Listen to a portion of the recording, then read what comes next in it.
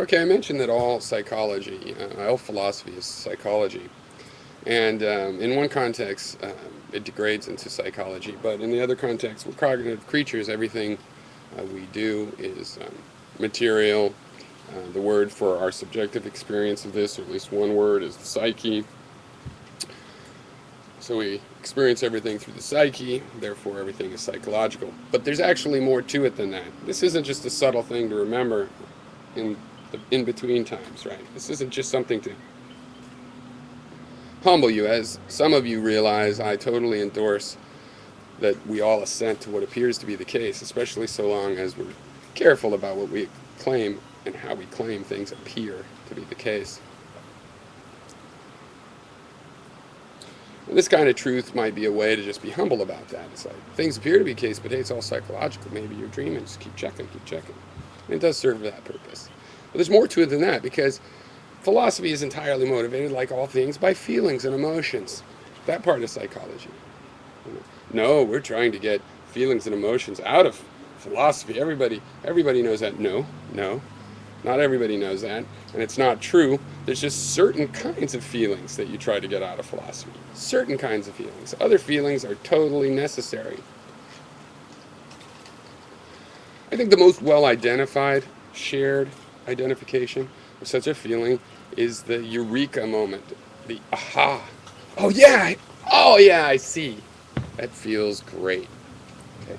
Yeah, it can be falsely triggered. I felt it just now just because I wanted to feel it. That was an intentional false triggering of that feeling. Okay. Oh, well, then how are we going to rely on it? It's not always correct. I'm sorry, we're looking for things that were always correct. Well, luckily we found in physics things are never always exactly correct. Um, and there is an answer to how can you learn from something that isn't always correct. Fucking statistics. Learn statistics, okay? Just learn some fucking statistics. Gary and I, we go back and forth. What does random mean? At least he has a fucking concept, a fairly competent, if overly classical concept, of fucking randomness and probability, and all of these things are accessible through that to at least fucking discuss. But if you're like, no, if I don't have a perfectly, you need a perfectly correct source before you'll believe it. But there is no such source, so you believe nothing. And yet you go to the bagel shop believing they'll sell you coffee. So, you know what? You're confused. So that's the answer. Aha! That's a good intellectual feeling. I'm going to make another video about how you need fun to learn. Or I guess it could be this video. You need fun to learn, right?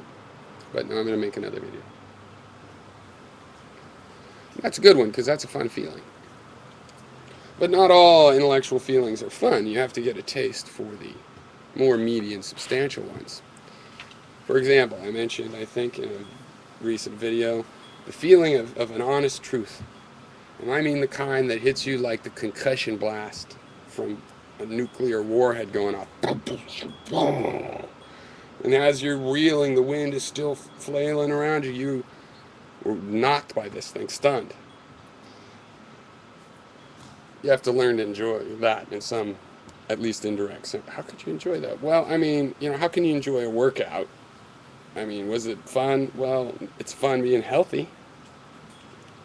Take That's my cue to take a hit off my cigarette.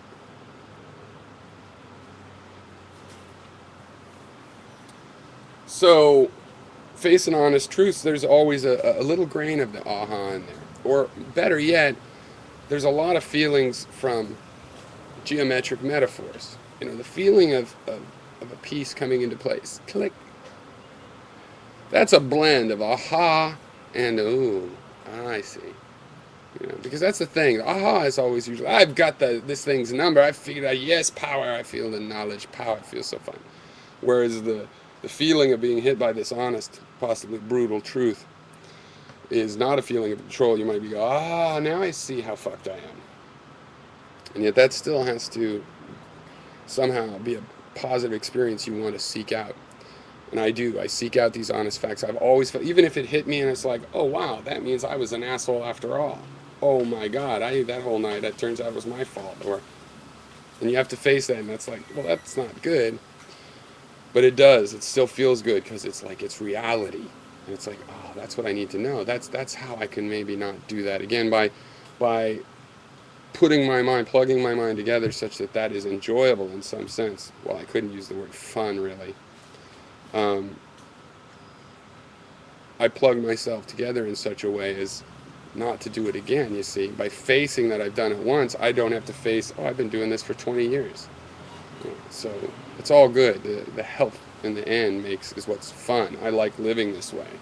As a result, very few things hit me like a blast now. Now it's more like things click into place, and I may go, oh yeah, I was wrong there. But I haven't gone too far wrong because of this whole methodology.